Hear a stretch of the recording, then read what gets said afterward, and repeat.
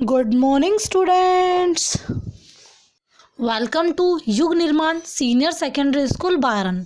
My self Pooja Solanki as your science teacher and I will teach you science. So student, जैसा कि आपको पता है कि हम लास्ट वीडियो में चैप्टर नंबर 4 हाफ कंप्लीट कर चुके थे। अब हम उसका हाफ जो पार्ट है वो अब कंप्लीट करेंगे। स्टूडेंट, आपको ऊपर एक टेबल दी हुई है जिसमें अम्ल क्षारों में धातु और अधातु के बारे में आपको उस टेबल को कंप्लीट करना है। नेक्स्ट आता है सल्फर और ऑक्सीजन की क्रिया से बनने वाले उत्पाद का नाम सल्फर डाइऑक्साइड गैस है। जब सल्फर डाइऑक्साइड को जल में विलय करते हैं तो सल्फ्यूरिक अम्ल प्राप्त होता है।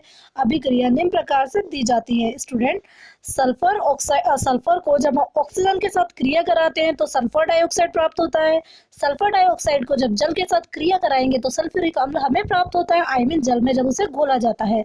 सल्फ्यूरिक अम्ल नीले लिटमस पत्र को लाल कर देता है। सामान्यतः अधातुओं के ऑक्साइड अम्लीय होते हैं, प्रकृति के होते हैं। प्रयोगशाला में काम आने वाले कुछ अम्ल और क्षारों के नाम याद करिए जो आपने कक्षा 7th में पढ़े थे। उसमें नाम सारणी 4.4 में लिखिए।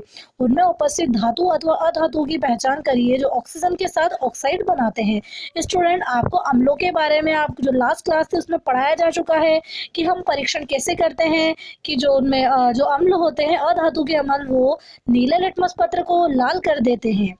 जल के साथ अभिक्रिया। अब अम्ल जो होते हैं जल के साथ क्या अभिक्रिया करते हैं, आइए देखिए। धातु और अधातु किस प्रकार जल से अभिक्रिया करते हैं।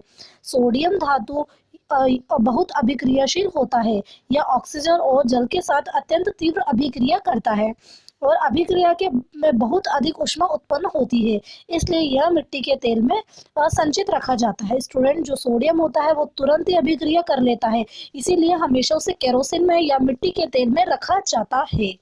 नेक्स्ट जो आपको क्रियाकलाप 4.5 बताया गया है, इसमें आपको अम्ल के प्रयोग के बारे में बताया गया है जो आपको खुद करना है। आपने देखा कि सोडियम जल के साथ तीव्र अभिक्रिया करता है। कुछ अन्य धातु ऐसा नहीं करते हैं। उदाहरण के लिए आयरन जल में धीमी अभिक्रिया करता है। जैसे स्टूडेंट, कुछ तो धातु होते हैं जो जल के साथ तुरंत अभिक्रिया कर लेते हैं, लेकिन कुछ धातु ऐसे होते हैं जो बहुत धीरे धीरे अभिक्रिया करते हैं, जैसे आयरन।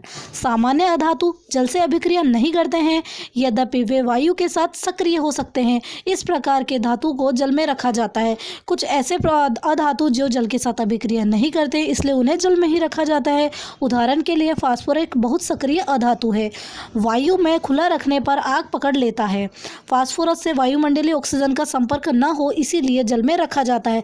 स्टूडेंट, फास्फोरस ऐसा पदार्थ है, अगर हम उसे खुला छोड़ देंगे तो अपने आप उसके जरिए आग लग जाएगी, इसलिए और वो पानी के साथ अभिक्रिया नहीं करता है, इसलिए हम उसे पानी में हमेशा रखते हैं ताकि वो ऑक्सीजन से दूर रहे और वो जला न सके। अम्लों से अभिक्रिया। अब हम देखेंगे कि धातु और अधातु होते हैं वो किस तरह से अम्लों से अभिक्रिया करते हैं। सावधानी, परख नली के मुंह को अपने चेहरे से दूर रखिए। परख नली पकड़ने के लिए परख नली होल्डर का प्रयोग कीजिए। सारणी 4.5 में सूचीबद्ध धातु और अधातुओं के नमूने पृथक परख नली में लीजिए और उन्हें ACDEF में चिन्हित कर दीजिए। ड्रॉपर की सहायता से प्रत्येक परख नली में एक एक करके 5 ml तनु हाइड्रोक्लोरिक अम्ल डालिए। अभिक्रिया को सावधानी पूर्वक प्रेक्षण कीजिए। यदि ठंडे विलयन को कोई अभिक्रिया नहीं होती है तो परख नली को हल्का गर्म करिए। परख नली के मुंह के पास एक जलती हुई माचिस की तीली लाइए। यही अभिक्रिया तनु हाइड्रोक्लोरिक अम्ल के स्थान पर तनु सल्फ्यूरिक अम्ल के साथ कीजिए और आपको जो भी परीक्षण मिलता है, रिजल्ट मिलता है, आपको इस टेबल में लिखना है। क्या धातु और अधातु अम्लों से भिन्न प्रकार अभिक्रिया करते हैं। परख नली के मुंह के पास जलती हुई माचिस की तीली लाने पर कुछ में पॉप ध्वनि क्यों उत्पन्न हो जाती है।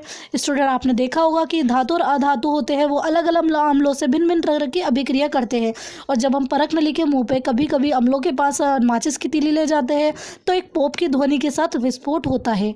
आपने पाया कि अधातु सामान्यतः अम्लों से अभिक्रिया नहीं करते हैं, परंतु धातु अम्लों से अभिक्रिया करते हैं और हाइड्रोजन गैस उत्पन्न करते हैं जो पॉप ध्वनि के साथ जलती है। स्टूडेंट, अधातु कभी भी अम्लों से अभिक्रिया नहीं करते हैं, लेकिन जितने भी धातु होते हैं वो हाइड्रोजन के अभिक्रिया करते हैं और हाइड्रोजन गैस उत्पन्न करते हैं जो पॉप ध्वनि के साथ जलती है।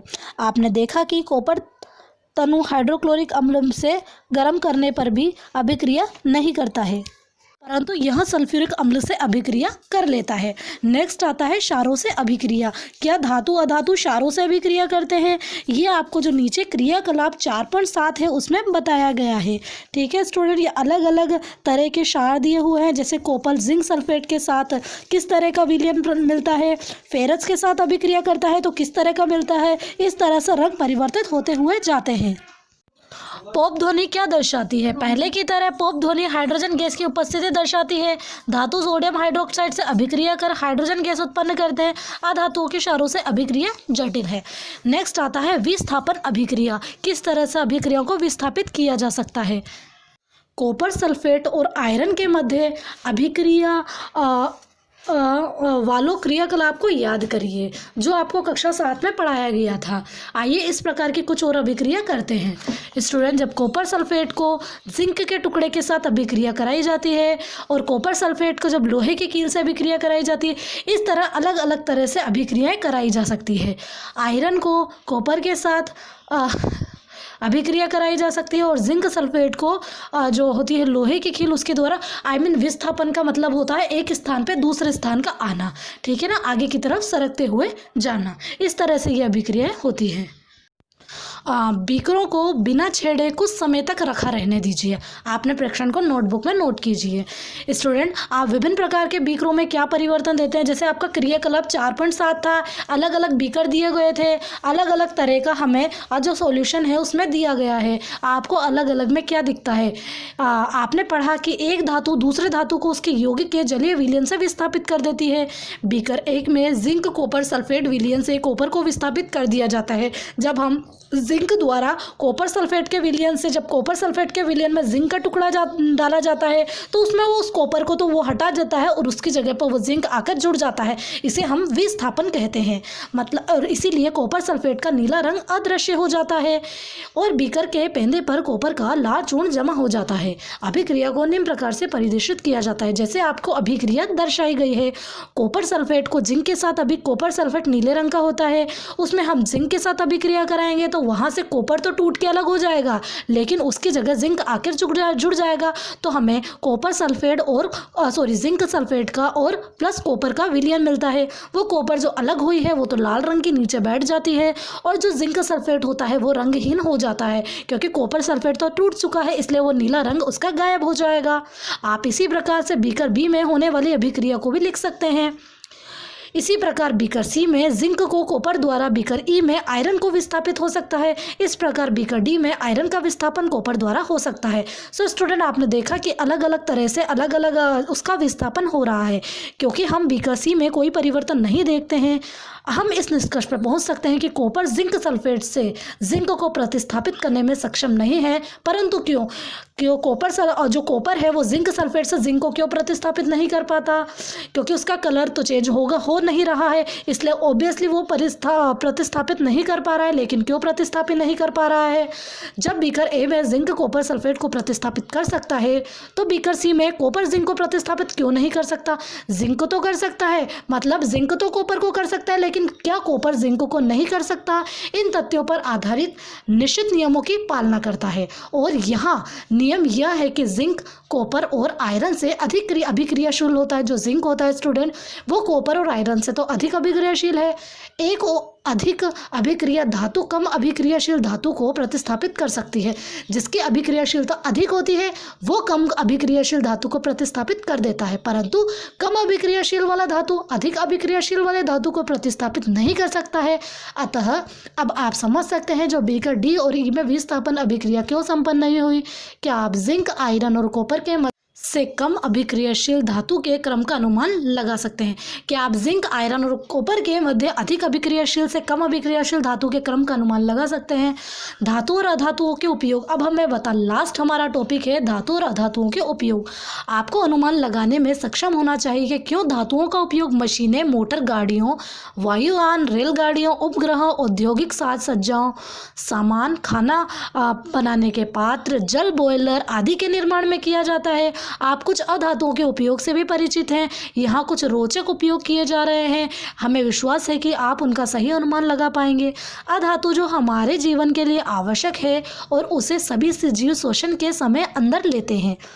जो अधातु जिनका उपयोग उर्वरक में पौधों की वृद्धि हेतु किया जाता है, अधातु जिनका उपयोग जल शुद्धिकरण प्रक्रिया में किया जाता है, अधातु जिसका बैंगनी रंग का विलयन एंटीबायोटिक के रूप में घावों पर बनाया जाता है, पटाखों में प्रयुक्त होने वाले अधातु।